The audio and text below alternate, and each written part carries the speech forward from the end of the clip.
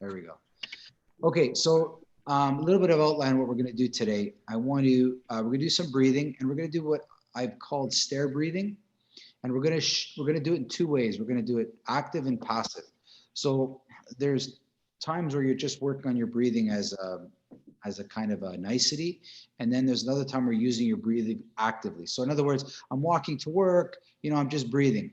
Other times I've just broken my finger and I'm in excruciating amount of pain and it's active breathing. I need to do something with it, right? So we're going to practice like active and passive stare breathing.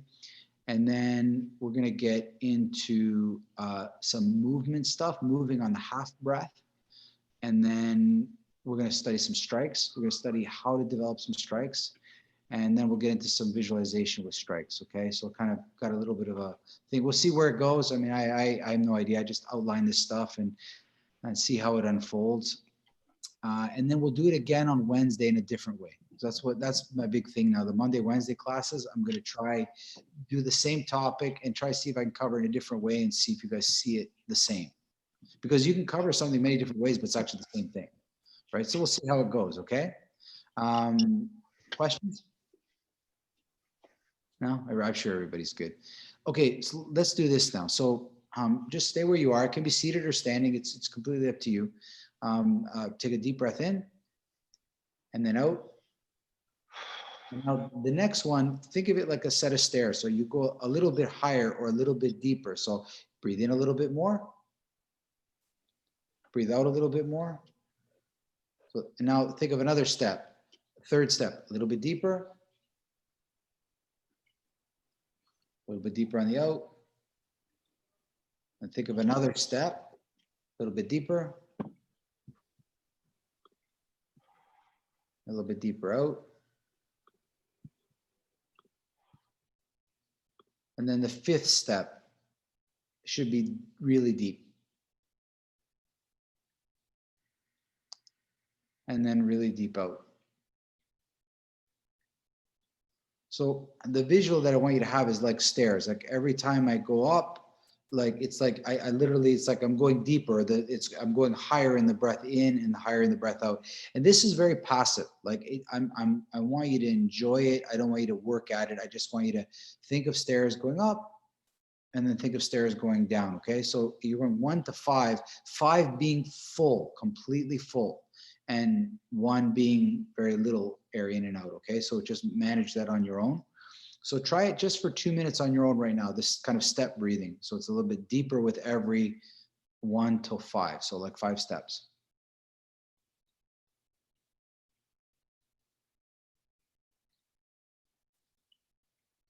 Remember to have a good visual in your head of like stairs. Every breath is always deeper until you get to 5, and then you go back to the beginning.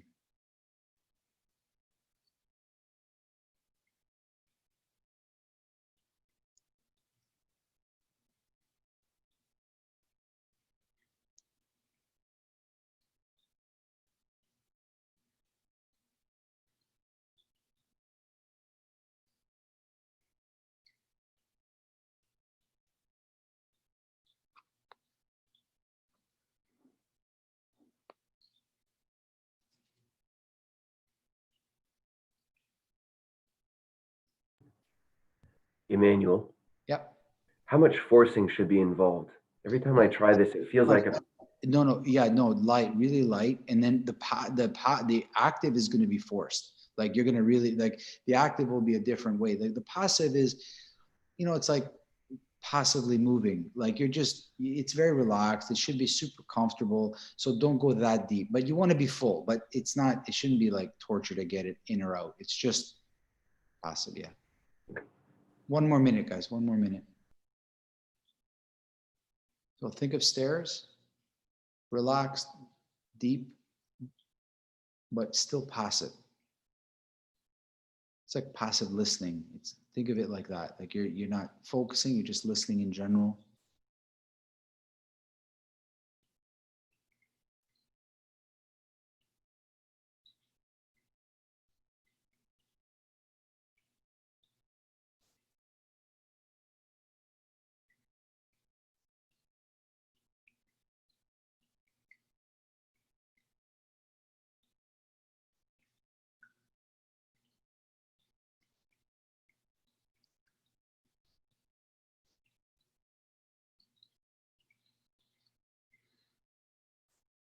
Awesome. Okay. So now active this. So the active is super deliberate. So everything, every inhale, every exhale, I want to make a statement with it. So it looks something like this.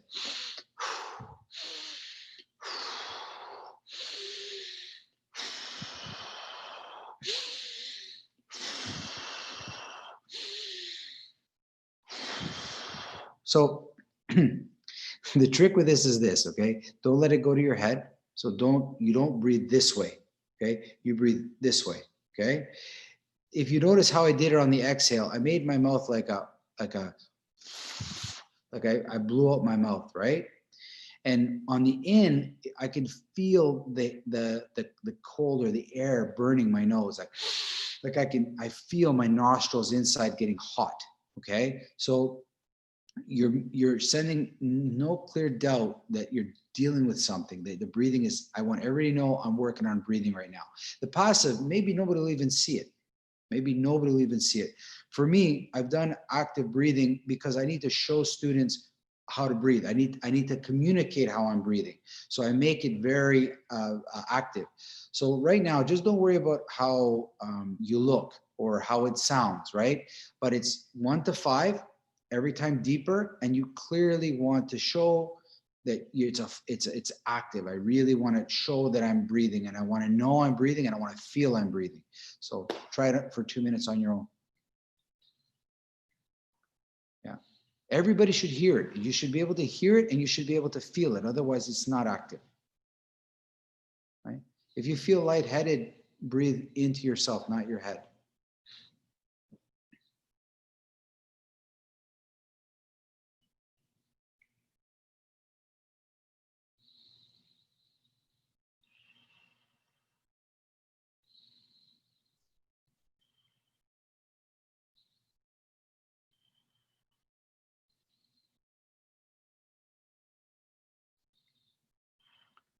Remember, on the exhale, round out your mouth, like force it. Like you should feel your cheeks. Yeah, like don't be afraid to fill the cheeks.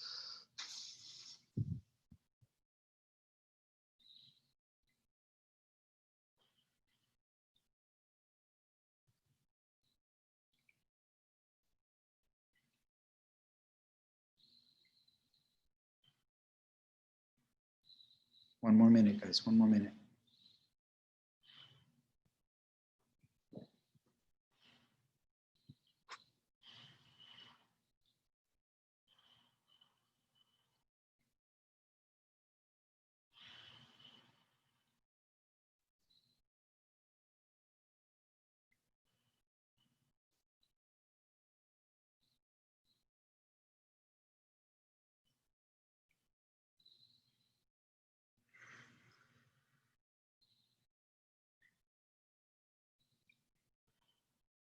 Awesome.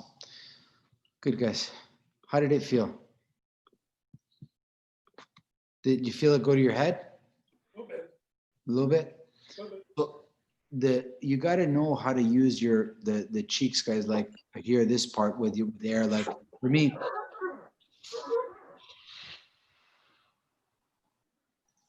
I can feel my exhale better in my cheeks than I can in my neck. Okay, like when I fill up my face, like I can regulate the pressure. If I've got exhale for 10 seconds, I know if I make my mouth small or big, I can regulate how long it's going to take. The valve. Think of a valve, right? If I open up the valve a little bit, I can let a little bit of water out, right? So by rather than exhaling from my throat, exhaling from my lips, I can regulate. So if I breathe in, a lot of air out, or I can let a little bit of air out. So I can stretch out my exhale twice, 3 times, 10 times by how much air I let out from my lips. Okay. So is there an equivalent way to control the inhale? Because it's the actual inhale that gives the lightheadedness, not the exhale. yeah, the lighthead comes because you breathe too sharply upwards, right? It's too sharp. You got to let it go. You have to visualize it going this way. But then my inhale is not as active. It's not as like vigorous. You know what I mean? Then it's more like kind of lame. It's almost passive. if you know, so you ever seen them, they put on their nose where they open up the nasal passage? It's almost like when I'm breathing in, I want to like, if you watch my nose, like I'm just gonna exaggerate it, right? Like I hope I don't have anything in there, but like you see the shape of my nose, right? But watch how I can change the size of it, right?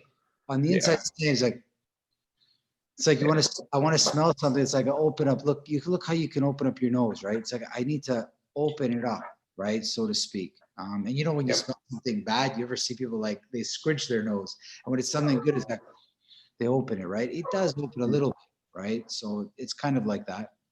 Um, I don't mistake the size of the opening of the holes here is very small, but on the inside, it's quite big.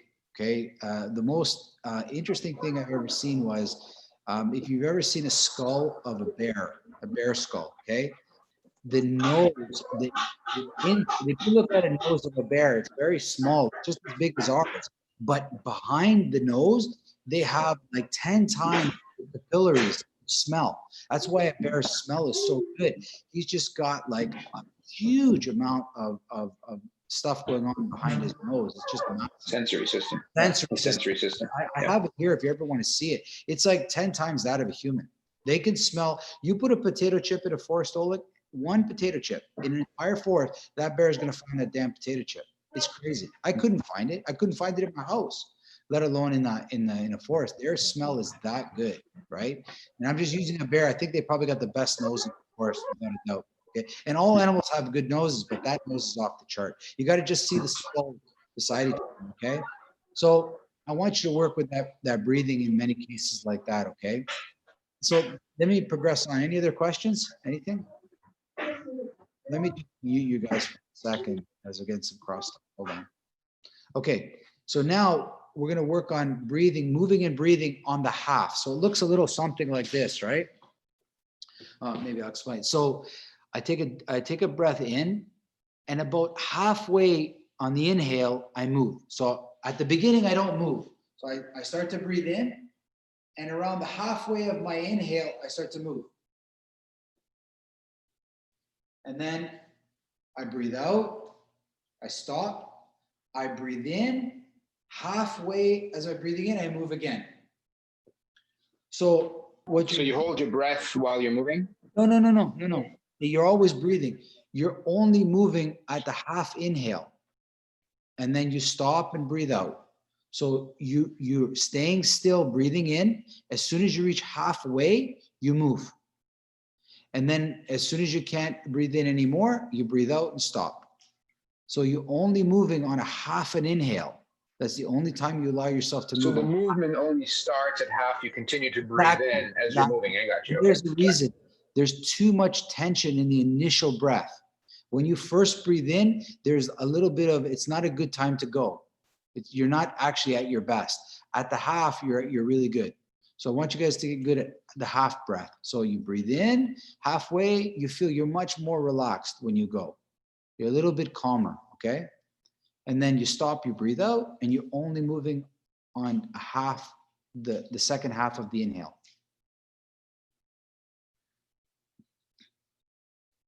Oleg, the research on this stuff is pretty interesting. If you move on the first part of the inhale, it feels totally different than if you move on the second half, on the back half.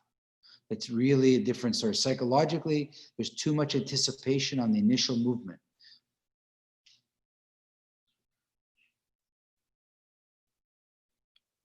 Remember, you can move forward, you can move backwards, you can move sideways. It didn't matter, but you're integrating the half breath and movement.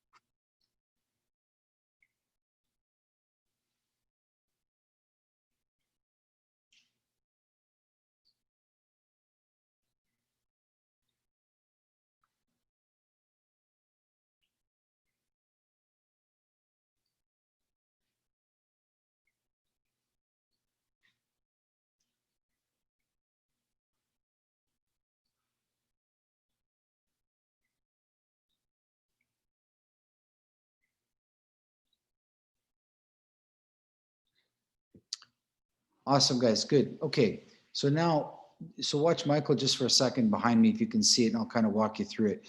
So what Michael is, he's going to stay straight. Okay. He's going to do a squat now, but he's not going to do the squat until he's at least breathed in halfway. So he stays there, right? He starts to breathe in, and about halfway, he does a squat, and he comes up and he breathes out.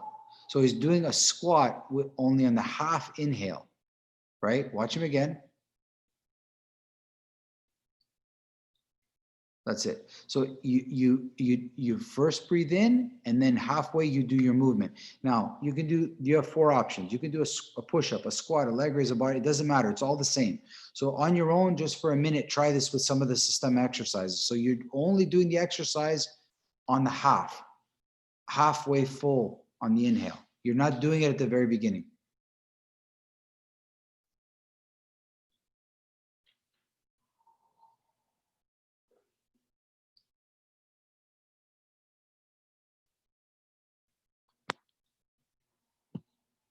Make sure, guys, you can hear your breath too as you're breathing in, so you clearly know where the halfway is.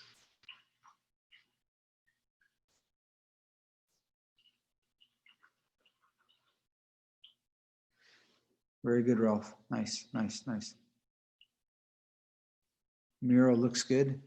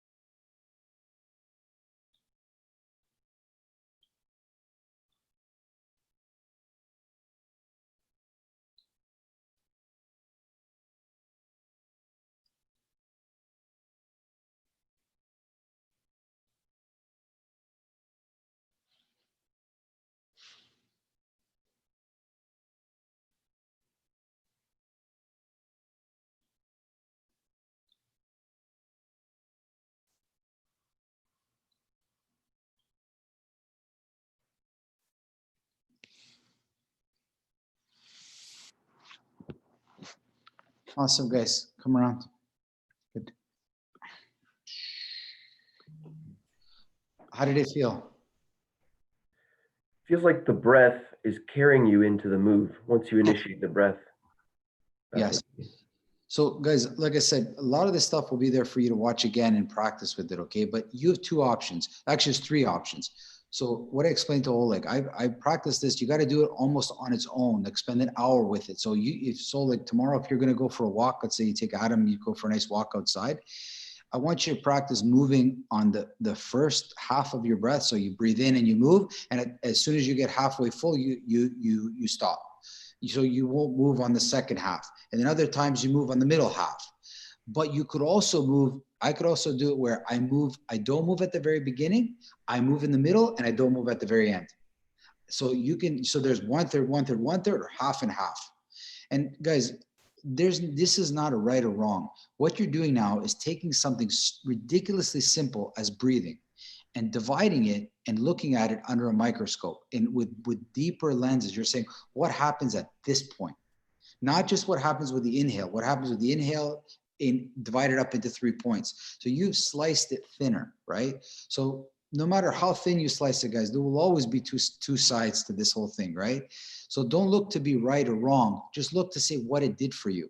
I realized in any athletic endeavor I've ever done, the beginning is full of too much tension. How many of you played a team sport? I'm just asking, how many of you played a team sport? Was not the opening kickoff, the puck drop, the initial beginning of the game was where all the tension was? Wasn't it so much better after that, right? It was always better after that, right? So the breathing is the same. There's just a tiny bit of anxiety at the beginning. If you can get past it and move in the middle, you'll be much more comfortable. You'll be much, much more comfortable. Okay. So something for you to practice on, and we'll do it again on Wednesday, but just something to think about now where you're integrating movement and breathing on the half breath. Okay. Sound cool? Okay. Hands down. Lift up your hands. We're going to study some strikes. Okay. So we're going to study different parts. So when it comes to studying striking, I want to show you how to kind of take care of your hands and also how to strengthen your hands. So strengthening, when people think of strong hands, they often think about this, right? They often think about this part here. But for me, the real strength of the hand comes from in between here. So if I'm a boxer and I start wrapping my fingers, when I make a fist, it feels so much stronger because so when you really want to study strengthening your hand, especially all the little muscles in the hand, you need to study how to strengthen them this way. So what you do, put your fingers like that, okay, and squeeze like that. So just squeeze in, okay? And at the beginning, my fingers are straight, like they're not bent, like don't kind of bend them, but keep them kind of straight and squeeze, okay? And then start to bend them a little bit, like they can start to kind of bend, like they can take any shape, but I'm constantly squeezing in, okay? So it's like that, I'm squeezing in. And try to keep a constant pressure, really, constant pressure.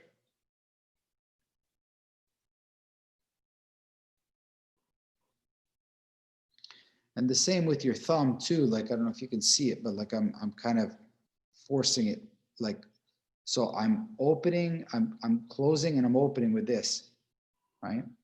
Thumbs, guys, are any athlete. I'm sure, I know Oleg has had it. I've busted on my thumb so many times, and it's just because it's a very weak joint. It's a saddle joint, and it's easy to break that, right? You'll see it because your thumb will look like mine, all calcified and stuff, right? You could work on each individual finger too. Like I'm going opening and closing, right? You can, so depending if you've broken this finger, you can heal it or recover it in different ways, right? So you can work on strength. You can also work on the flexibility. I can actually try to stretch those apart. Okay.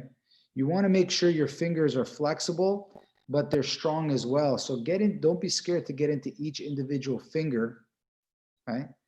And what I think you'll find is your fist will feel so much different. Like even now that I'm doing it, my hand feels different, right?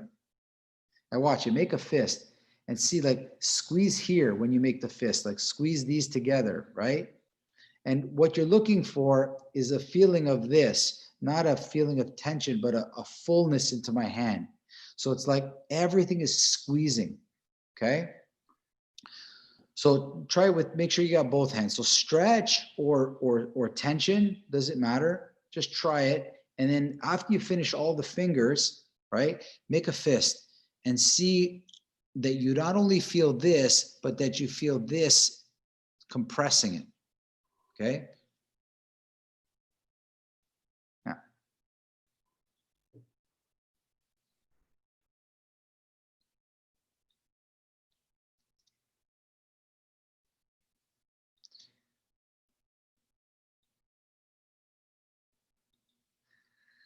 There's this little game I play. So go like this with your hands. Okay. So here's one side of your family, and then here's your wife's side of the family. And they all get together and they just have a big fight. How dare you? Oh, no, you didn't. And all of a sudden, it's literally like 5-on-5 finger fighting. I know it sounds stupid, guys, but I know it's what I do when I'm bored. And all of a sudden, I actually feel all the muscles in my fingers. I don't want to feel them in my hand or my wrist. I want to feel it in my fingers, right? And then after 20, 30 seconds, make a fist. And you should feel, it should feel hot. It should feel full and hot, your hands, right? That's really what you want. A lot of people think we're going to get to the wrist, but never overlook the fingers. Never, the fingers need to be, like, I don't know if you ever had an uncle. My uncles had sausage fingers. They could just, if there wasn't a hammer, that finger was going to do, okay? And it was, so it happens when you work in a farm, you get good at grabbing, twisting and turning, right? Another way, if you have a towel at home, just grab the towel and try to rip it, not with your shoulders, but with your fingers. And that's already the similar idea that you're manipulating, you're ripping, you're twisting. So any work that's done with the fingers this way and this way, but mostly this way, will give you a feeling of very round and full fist. It makes sense, guys? You see it? Questions? No? What do you got there in your Jake? Jake, what do you have in your hand there? What's that thing? Yes, so I have one of these too. So that's not a toy. It's not one of those toys you're thinking. This is, so you put your finger between it, Jake. Put your finger between, like on the outside of it. That green, no, on the outside. On the outside. Yeah. Squeeze it. So they sell these things. They sell these things, okay? Yeah, you got one too. These are really good. That one, yours, Tom, you could put the fingers between and open it. Try to open it or break it. Yeah, yeah. And it's also good for the thumb, like that. You put it here and you try to bring the thumb over, right? They sell these things if you can get them. I've broken my hand more times than I care to admit. And that thing rehabbed me better than anything, that little rubber ball, okay? You could do the same with an elastic band, but that thing is specifically made for rehabbing finger injuries, okay? Really good to do. So when you're talking about striking, you need to make sure that your fist has equal pressure all around, okay? What you want to avoid is these knuckles, the two knuckles, these don't do very good.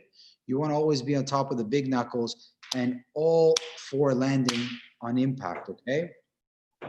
The next thing is your wrist, okay? You got to keep a healthy wrist. So I always say, if you're going to do the knuckle push-ups, it's not for toughening your knuckles, it's for strengthening the wrist, okay? Now, don't ever kid yourself, guys. I've strengthened. If one hit goes wrong and it does this, you will not have a good wrist. It doesn't matter how much you tend. That is just a tendon. These are all tendons. And if you rip the skin off me, you will see that it looks like hockey tape around my wrist. It's a tendon that goes this way. Okay, you'll see it on all the x-rays or all the skeletons of the system. It looks like tape around here. I thought it looked fake, but it's actually a tape of tendon. So what you want to do for your wrist is the knuckle push-ups that you can do, okay? And the other thing is you can push on your wrist. And I'm pushing now onto my wrist. And what I want to see is if the angle doesn't line up, my wrist will give. You'll see it, it'll give, okay? So you really want to make sure that you understand good wrist alignment. So the knuckles, I don't know if you guys can see this, because look, it's a plumb line. There's a book. I want a plumb line from my knuckles to my wrist. I don't want to have any elevation. If you do that and you can see a space, this is no good. You need a plumb line. It needs to be completely straight when it hits, okay? Just like that. You got that, guys? That makes sense? You want to make sure there's a good alignment here, because the wrist has to support all the effort coming on from the punch, okay? Now, I can't tell you how many heavyweight champions that I know that got into a street brawl, and every single one of them busted up their hand, because they tape up their hand so much that they never understand that if things are going to go wrong, this is probably where it's going to happen. Because you guys, biceps can be like this, shoulders like this, chest like this, back like this. The wrist ain't going to change. Okay, the wrist is, it's delicate. It's not a strength thing; it's a lineup thing. It's got to line up. So please take good time on lining up your fist. Make sure that you don't feel it; it disappears. And what I know is when I hit my here, I feel my elbow, not my wrist. It's a direct line to the elbow, okay? Direct line to the elbow. Now, I can show you specifically how I strengthen my wrist and give flexibility to my wrist. So I'll just show you now. Give me a sec. If you can, come down on the ground, or you can watch me if you like where it is. So you see my wrist, I'm gonna give you an angle, right? So what I wanna do is that. And then I'm gonna pop my wrist up. So I bend my wrist, see how it's bent now? And I'm doing this, I'm popping it up. From here, I've got to pop it up. I've got to pop it up, right? Let me see you try, guys. Try just one hand, pop it up. Let's see it, Miro. Let's go. That's it. Pop it, that's it. Yeah, pop it up, Oleg. That's it. So you're putting your wrist in a compromised position and then you're popping it up into what it needs to be.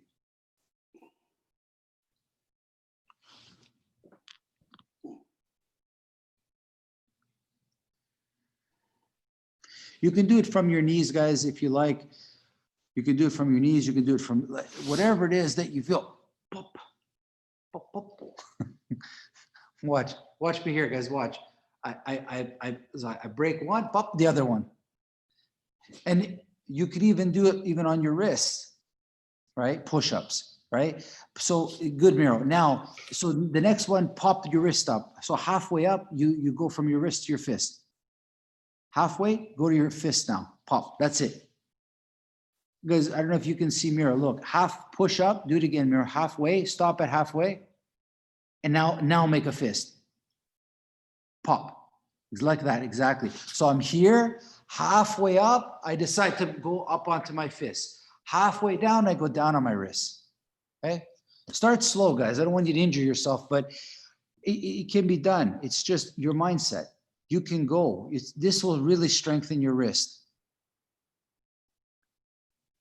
That's different, Oleg. I show that later. Look at you, always sideways.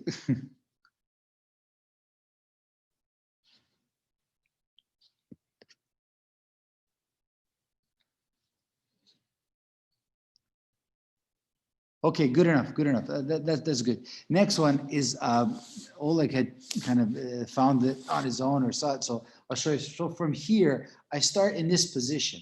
So I start like on the side of my fist, right? And I come up and then I go down. So I'm rolling onto my fist forward. Try it. It can be from your knees if you like. It's not a big deal. So hands beside you. That's it, Jules. That's it.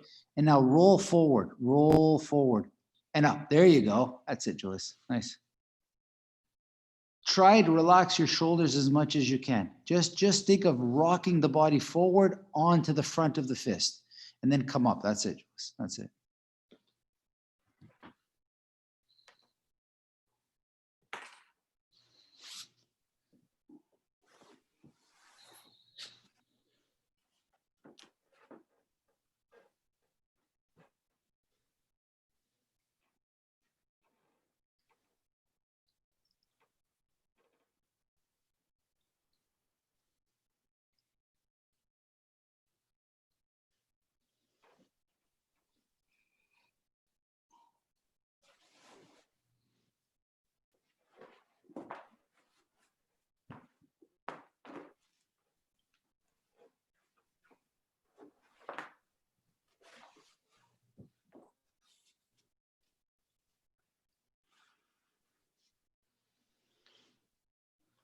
Awesome. Good. Stop for a sec. So now put one forearm down like that and one fist down. Okay. So push into the ground. You guys can see it. See, just like that. Okay. So I'm pushing into the ground with my fist. I'm pushing into the ground with my forearm. Hold it steady. Hold it steady. Hold it steady. Come up. Yeah, hold it for whatever. Then go back down and then switch. Okay.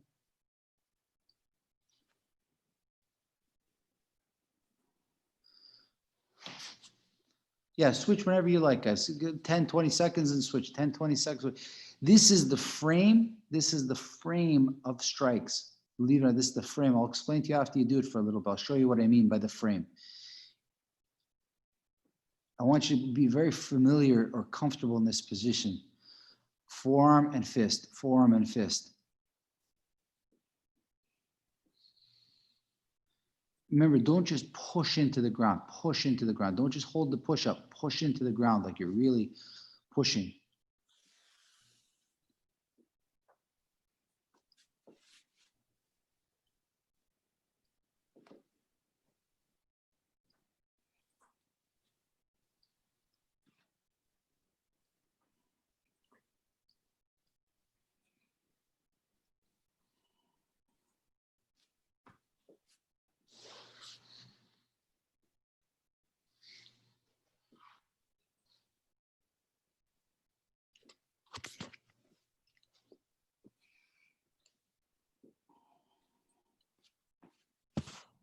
Awesome, guys. Stand up for a sec. So if you look at that position again, right? If you look at that position, forearm and fist, right? Forearm and fist. Just look at how it operates. It's exactly the position when people fight, right? They're on their forearm, and the fist, forearm and the fist. It's exactly like exactly how you would see yourself punching. It's a really nice position, strong position.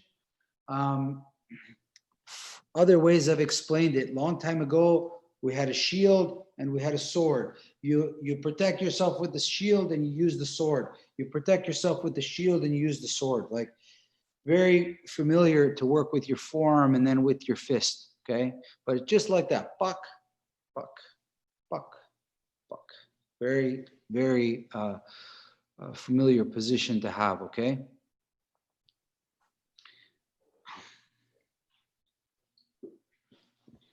Awesome, guys. Good. As long as you got the idea now. So that's some ways of strengthening the wrist. Okay. There's many. I mean, but remember, you never can make your wrist strong enough to handle the load from the body if it's not lined up. If it's not lined up, guys, it's done. Like, don't kid yourself. That's where people make a mistake.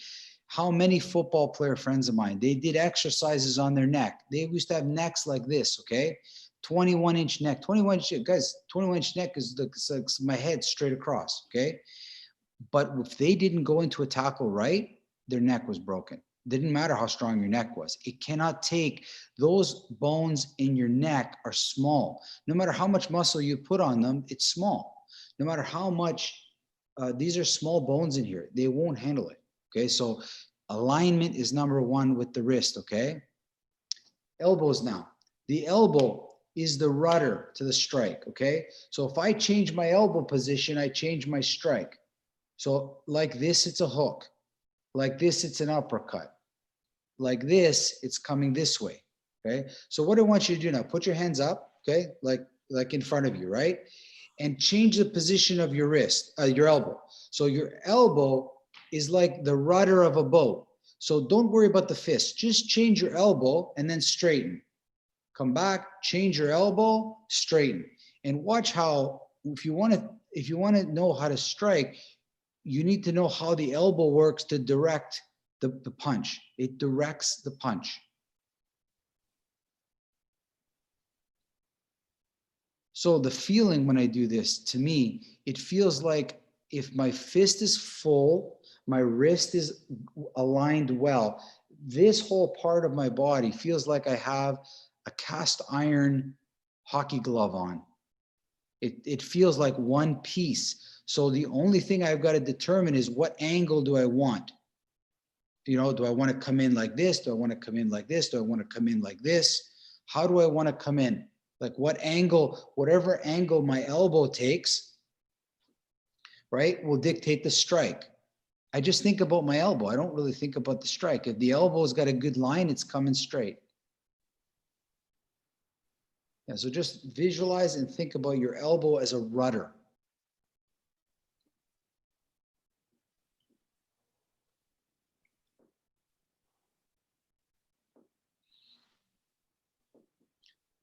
Even sometimes with your eyes closed too, guys, just feel it, right? Just feel, think about your elbow. Keep focused on that elbow, wherever the elbow is, and then the fist and the rest comes straight in.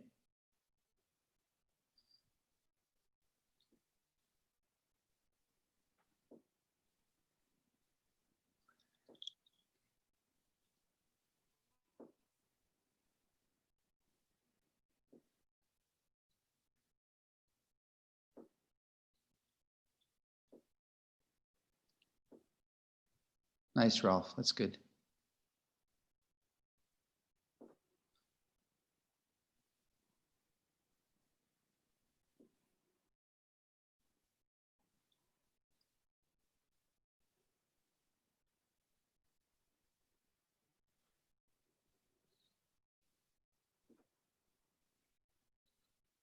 Good. Stay still and start to kind of move your shoulders.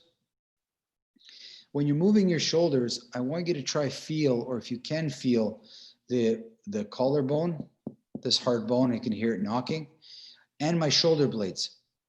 So as I kind of start to move, the shoulders come up and down, backwards and forwards.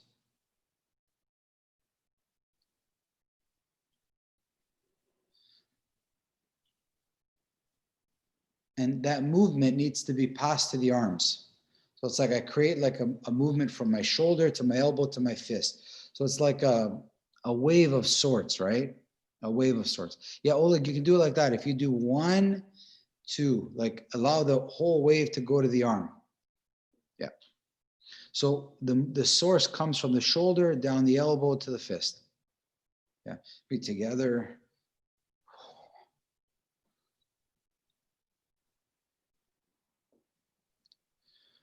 So why I'm getting you to move the shoulders a lot, because the shoulders rob power from the punch. If they're tense or they're stiff or they're static, they're robbing power. So good guys, stop for a sec. So if you were all baseball pitchers, if you were all high level baseball pitchers, every single one of you would understand a couple of things, that whatever you weigh needs to get on top of the ball. So if I'm grabbing a baseball, if I weigh 180 pounds, I need to put 180 pounds on top of this ball. That's why a baseball pitcher looks like the way he looks. The leg comes up, it goes down, it goes back, and he's transferring all the weight on top of that fist, okay? So the missing link here is put your hands beside you, like stand nice and straight. And I want you to bounce a little bit, very lightly, and just bounce, yeah. And feel fat, feel your muscle, whatever you have moving, right? And then stop for a second. That is your body weight. Like every athlete, have you ever seen a 100-meter sprinter do that? Of course they do. They're trying to feel their weight. They're running with their weight.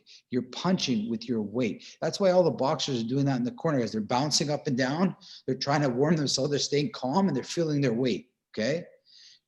Now, when you decide, yeah, Oleg just did it. When you decide to punch, you don't punch from the arm. You punch from the weight. Your weight is coming from your body and it's being given to your fist, okay?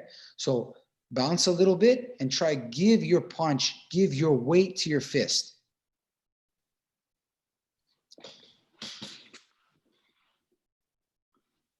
Guys, watch me for a sec. No, just watch me for a sec. So here I am, right? I bounce. I feel my weight. My shoulders are relaxed. My elbow is the rudder, right? And my fist feels heavy from all the stuff I've done, right? So here's my weight. Here's 180 pounds right here, okay? And I want to give it there. I have 180 pounds here. I want to give it to Michael. So I feel my weight. I stop. I give it to Michael. You feel that, guys? Can you sense that? I don't know how it comes across. Can you see it? I'm not giving a punch. I'm giving my weight. I'm giving weight to my punch, right? So when you bounce, right? Give your weight to your fist. Give it. Oh yeah. I haven't been hit in so long. I needed that.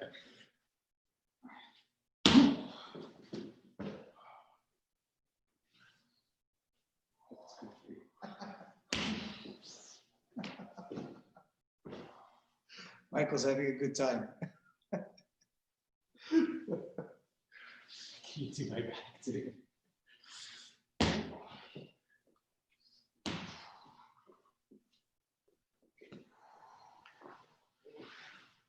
Awesome, guys. Come close. Unmute. Okay. Come, Michael, come. So I just hit Michael a few times. I haven't seen him for a little bit just to say hello. But how did it feel? Maybe you can tell me a little bit more about how it felt, the weight. How did it feel? It just felt like a heaviness passing through my body. I don't know if you've ever been like something by accident. There was no, it was just like a weight that passed through me. So it's not so personal, guys, a strike. Because you didn't make it. You're giving your weight, not your anger, not your frustration. You're giving your weight to the whole thing, okay? Just takes a little time, but remember, you're strengthening, right? Stretching, Then all of a sudden this fullness comes to the fist. You're understanding that the wrist needs to be aligned, not so much like knock, and then you're relaxing your shoulder so that you can transfer your body weight onto the strike. Okay? Does it make sense or no? Yeah, I hope so, guys. Anyway. Makes sense. So now the deeper thing here. So there's physical training of strikes, but then what's my mental training for strikes? Like where's my mind at, right? And guys, this happens with everything. Where your mind is at is more important. I would spend 80% of your time getting the mental stuff and the 20% on the physical. Believe me, guys, the mind is the most important. So where is my mind at? So what am I thinking of when I'm hitting Michael? Or what am I thinking of when I'm striking, right? A good way of thinking about it is always think about what impact do you want. So think about impact and effect. Think about those two things. What kind of impact do I want my punch to have? What kind of impact do I want my words to have? Like when you're giving a speech or you're talking to somebody, words can have impacts. They can have effects. Certain words have a bad effect. Some words have a good effect. So you need to know what effect your strike is causing. You need to be able to hit somebody so that they don't hit back, not to hit the person where they want to hit you back. And that happens a lot of times. So let's do some of the mental, little bit of mental training with strikes. I don't want to use getting good at physical training. You need to also understand what you need to think of when you're striking, okay? Make sense or no, guys? Okay, so let's get comfortable, whether it's in a seated position or lying down, wherever you like. I'll mute you all and we'll go from there, okay?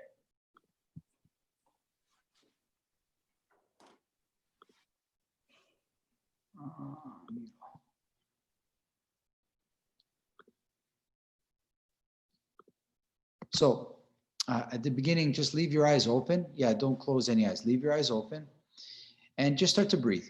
Just start to breathe normal in and out. And what I want you to do is, as your eyes are open, don't close your eyes until you feel like I'm okay. Like, I guess that you feel comfortable or that you feel safe. Think about how you fall asleep. You never close your eyes until you feel safe and comfortable. And then they just naturally close. You don't have to force them. I feel good, I'm okay, they close. The moment your eyes close, you need to look inside yourself and scan. So what I mean by scan is start from the top down. So when I'm breathing in, I think about like my hair or my head, whatever. And then I breathe out. And then I go down one way. I think about maybe my forehead. I breathe in and I breathe out. And you're going to work your way down with every breath, step by step, scanning like a laser, scanning your body. And you're looking to strengthen your mind and your body connection so that I can think about a body part and I understand where it is and I'm able to recall it. So you're really strengthening the mind and the nervous system. You're just doing a quick check that you know where your body is and that you can call upon it when you want. The whole process might take a couple of minutes or it could take 5 minutes. It depends how thin you want to slice it. Some people can go inch by inch, other people can go section by section, but take your time. Think of it like a laser beam coming across you, just scanning each part until you get to your whole body.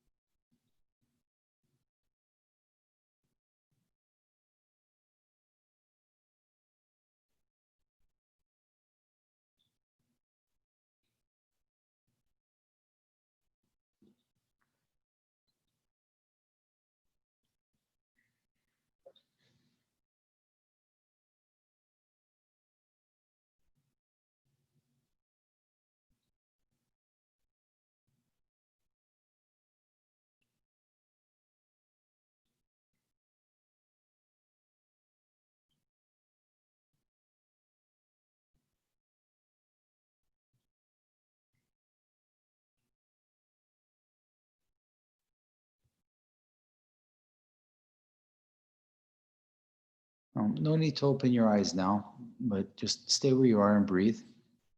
And I want you now to do that same scanning, but with your arms. So you're going to start at your shoulders and you're going to scan down to your fists. So try to, again, step by step, like a laser. What you did for your whole body, you're only doing for your arms now. You can do them one at a time, or you can do it together. It's completely up to you. And just scan your arms. And sometimes if you've had an injury or they're excessively tired for whatever reason, you might feel that, but it doesn't matter. Don't try correct it. Just try to feel what's going on in your arms and to make sure you know all the parts of both your arms.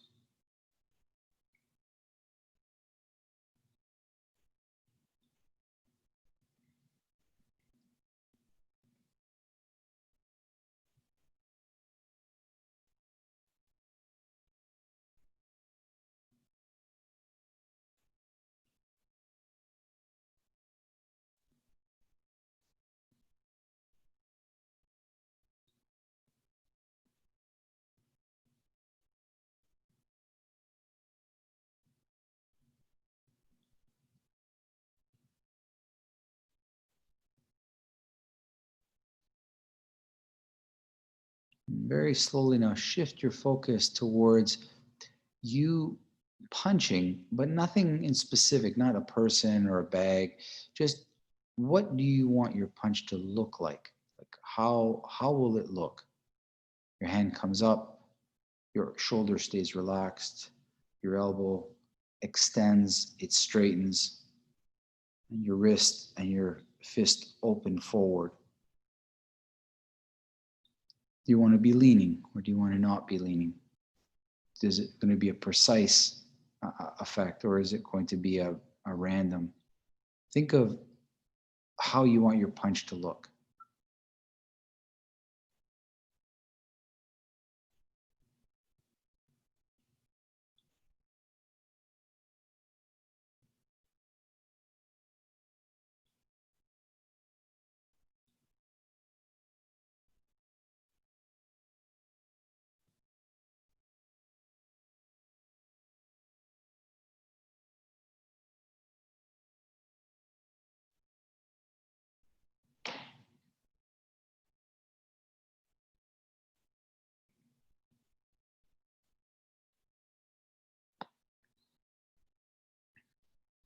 Now, kind of in your mind's eye, kind of gather an image of something that you feel would be worthy of your punch. And it's not necessarily, it can be something bad. It doesn't have to be just something like some people, guys, deserve punches. It's not nothing wrong with it. They've earned it. So it's okay for you to give it. And visualize yourself delivering a strike that you like or that you're proud of. And then ask yourself, what is the effect that I would like? And what impact do I want this to make? Do you want to hurt the person? I don't know. Do you want them just to go back? Do you want to hit them so hard that they change themselves, that they become better people? Or do you want to hit them so hard that they don't wake up? Like, what effect do you want? The image of a knockout is always the one heralded, but it's not always the one people really want. If I want to hit somebody, I want to make an impact. I want them to change. I don't want them to do that stupid thing again. What would it look like? How far would the person go back? Would they drop to the ground? Would they spin around? Would they fly out of the picture? And how about you? Is it just one punch? Or are you talking about several?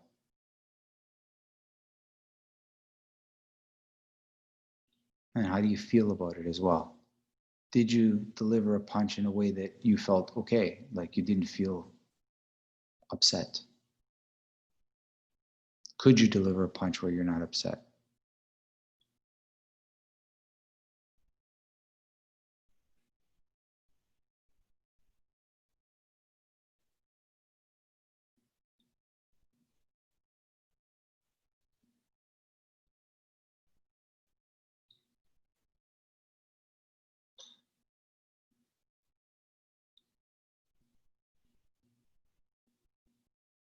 Very, very slowly, without opening your eyes, allow this idea to leave you and just focus on your breathing again.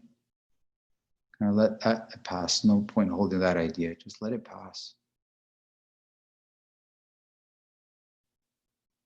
And then bring you back to normal thinking, normal thoughts, normal breathing.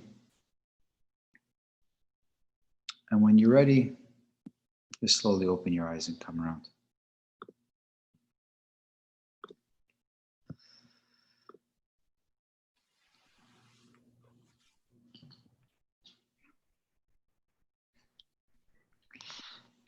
How was it, guys? How do you feel? Good. These deep questions about striking, you know that you're in a special position when you can punch somebody and feel completely fine because you've understood why you've done it. The reason is good, and you didn't do too much, right? I can give any hard message, guys, as long as I know I haven't gone too far. You understand that, right? For those of you with kids, you understand what that means. Like sometimes we go too far, maybe, you know, and it's very normal. Your strike is a form of communication, right? It is basically a different type of communication, but it's definitely communication. It means something, everything that you do. How much do you do, right? I always admire people that don't do too much because they're able to say sorry and get an appropriate response in many cases, right? And it's also, I've always defined people when I see somebody that's a very nasty fighter, I know it's only a matter of time before they direct that nastiness to me, right? If I don't see compassion from somebody, because you have to be able to garner compassion as well. It can't just be anger. And most people that when they fight, they're so angry, they can't garner any compassion at all for a situation, right? You have to be able to see that. I boxed for years, and I remember watching a boxing fight where a boxer knocked a guy out, and before the guy hit the ground, he caught him. He caught him in his arms because he was falling funny. And it was always struck me as I go, how much skill and how much compassion you have to knock a guy out in the middle of the knockout as he's crumbling to the ground, you catch him and stop him from you understand that. In other words, you could throw a hard punch and not be crazy.